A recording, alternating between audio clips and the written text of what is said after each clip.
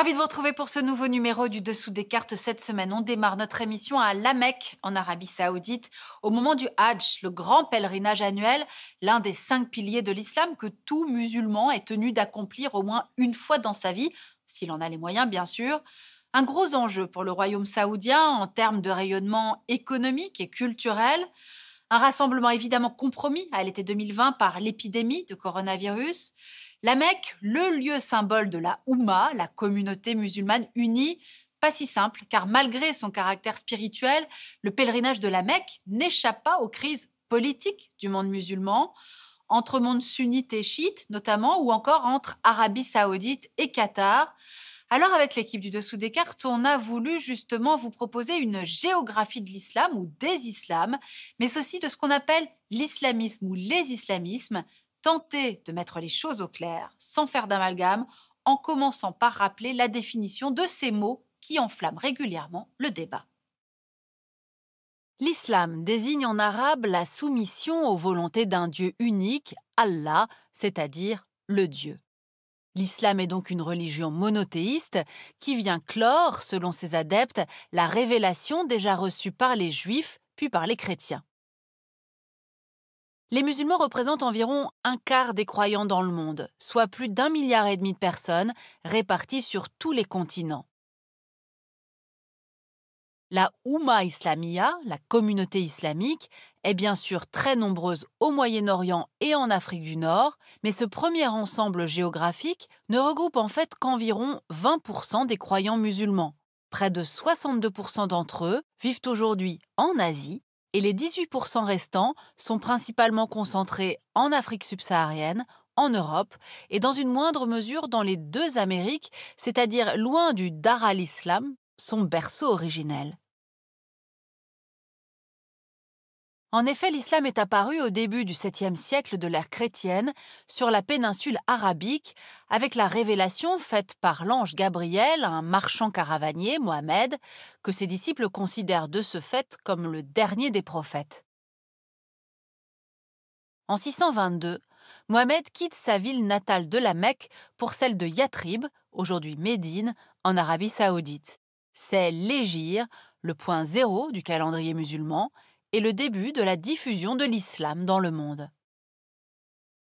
10 ans plus tard, à la mort de Mohammed, l'islam a déjà conquis une grande partie de la péninsule arabique et les successeurs du prophète, les califes, vont rapidement achever d'unifier l'Arabie avant d'étendre le Dar al-Islam au Moyen-Orient, sur le pourtour méditerranéen et jusqu'en Asie centrale.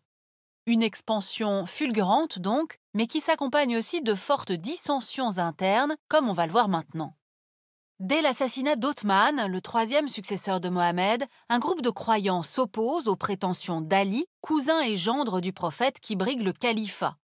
Cette première branche de l'islam, le kharidjisme, n'est plus aujourd'hui représentée que par les musulmans ibadites, majoritaires dans le sultanat d'Oman.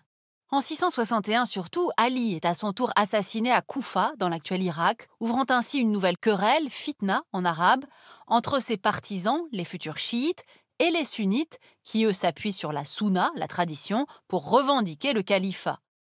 Et en 680, la bataille de Kerbala, dans l'actuel Irak, consomme la rupture entre chiites et sunnites qui perdure encore de nos jours. En effet, même si les conflits qui déchirent le Moyen-Orient depuis près de 50 ans ne sont pas seulement des guerres de religion, loin de là, l'opposition entre sunnites et chiites demeure bien un facteur structurel de tension. Les chiites représentent aujourd'hui 10% des musulmans de la planète. Ils ne sont majoritaires qu'en Iran, en Azerbaïdjan, en Irak et à Bahreïn, mais forment d'importantes minorités disséminées en Asie centrale et dans l'ensemble du Moyen-Orient. Un Moyen-Orient qui reste donc largement dominé par le courant sunnite, qui regroupe lui 90% des musulmans du monde actuel.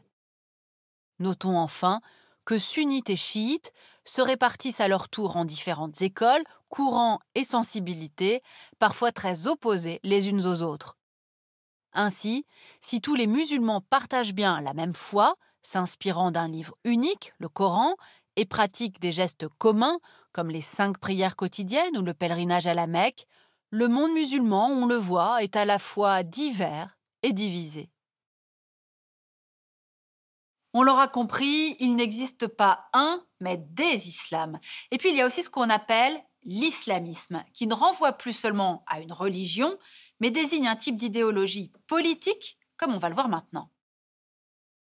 L'islamisme, en effet, c'est la volonté de rendre la société et l'État conformes à la charia, la loi coranique, mais le contenu précis de la charia et surtout les moyens utilisés pour la mettre en œuvre peuvent prendre des formes différentes à travers le monde musulman. En Arabie saoudite et au Qatar, par exemple, les monarchies au pouvoir s'appuient sur une première mouvance particulièrement rigoriste et puritaine de l'islam, le wahhabisme.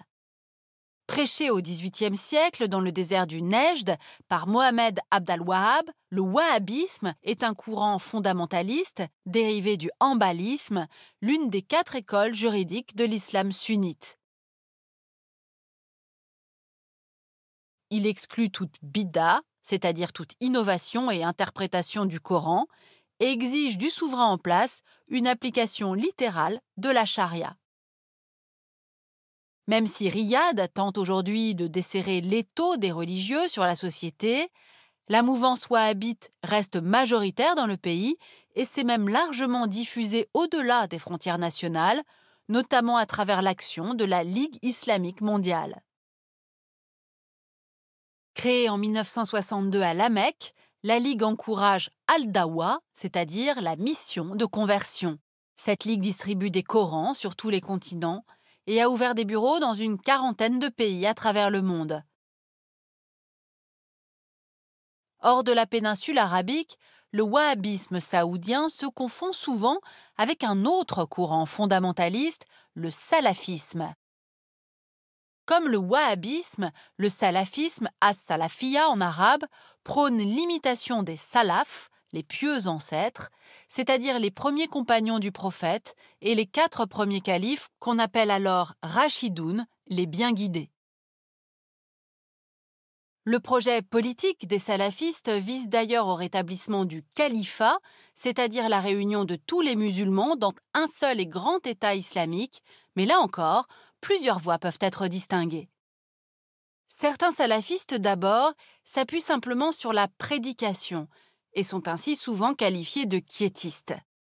D'autres, à l'inverse, privilégient l'action politique et la participation au pouvoir. D'autres, enfin, rêvent d'une révolution armée et valorisent le djihad, souvent assimilé au terrorisme le plus brutal. C'était le cas notamment de Saïd Qutb, un idéologue égyptien violemment antisémite, anti-occidental et anti-moderniste, condamné à mort au Caire en 1966. Le salafisme djihadiste de Qutb a notamment inspiré le saoudien Oussama Ben Laden, qui a créé Al-Qaïda dans les camps de Peshawar au Pakistan pendant la guerre d'Afghanistan, ou plus récemment l'Irakien Abu Bakr al-Baghdadi, qui s'est proclamé calife à Mossoul le 29 juin 2014, ainsi que les nombreux autres groupes djihadistes qui pullulent actuellement de l'Asie jusqu'à l'Afrique sahélienne. Avant de privilégier l'action violente, Saïd Qutb avait par ailleurs un moment adhéré à une autre mouvance majeure de l'islam politique sur laquelle il nous faut nous arrêter un peu maintenant, la confrérie des frères musulmans. Créée en 1928 à Ismaïlia, sur les rives du canal de Suez, par Hassan el-Banna, la confrérie des frères musulmans avait pour objectif initial de chasser les Anglais d'Égypte et de rendre le pouvoir à des civils imprégnés des valeurs de l'islam. Longtemps cantonnés à la clandestinité, les frères musulmans égyptiens ont été reconnus en 1984 comme institution religieuse officielle, et après la chute d'Hosni Moubarak en 2011, ils ont soutenu le candidat Mohamed Morsi, élu à la présidence de la République. Au-delà des frontières égyptiennes, les frères musulmans ont inspiré de nombreux partis politiques. Dans le monde sunnite, tout d'abord, on pense au Parti de la justice et du développement du Maroc, à Ennahda en Tunisie, au Hamas palestinien ou à l'AKP en Turquie par exemple, mais aussi dans le monde chiite, le puissant Hezbollah libanais, s'inspirant à la fois du modèle frériste et de la révolution islamique de 1979 en Iran. S'ils prônent en fait surtout une réislamisation de la société et qu'ils ne rejettent que rarement la voie des armes, tous ces partis islamistes proposent aussi une forme d'intégration inédite du fait religieux au jeu politique dans l'ensemble du monde musulman. Et pour finir, cette question, ce distinguo que nous établissons en français et en allemand entre islam et islamisme, d'où vient-il? Eh bien, il est relativement contemporain, les années 80-90, et imputable à ces chercheurs qui ont commencé à s'intéresser à l'islam comme à un fait social et politique, et non plus seulement un fait religieux. Sauf que quelques années plus tard, notamment avec la guerre civile en Algérie et les attentats commis en 1995 sur le sol français, l'islamisme s'est retrouvé confondu avec les mots terrorisme ou djihadisme. Or, pour reprendre les termes de l'intellectuel français Edgar Morin, réduire tout musulman à un islamiste et tout islamiste à un terroriste, c'est s'empêcher de percevoir le visage complexe de l'islam. Et pour aller plus loin, c'est avec elle que nous avons préparé cette émission, Anne-Clémentine Larocque, auteure notamment du livre L'islamisme au pouvoir. Sans oublier l'incontournable volume des 4 opus d'Oriental, recueil des grands textes de Henri Laurence et jalon essentiel pour comprendre les évolutions du monde arabe. Ainsi s'achève ce nouveau numéro du Dessous des cartes. Rendez-vous bien sûr la semaine prochaine, même endroit, même heure. Et d'ici là, n'oubliez pas notre site internet arte.tv. À très vite.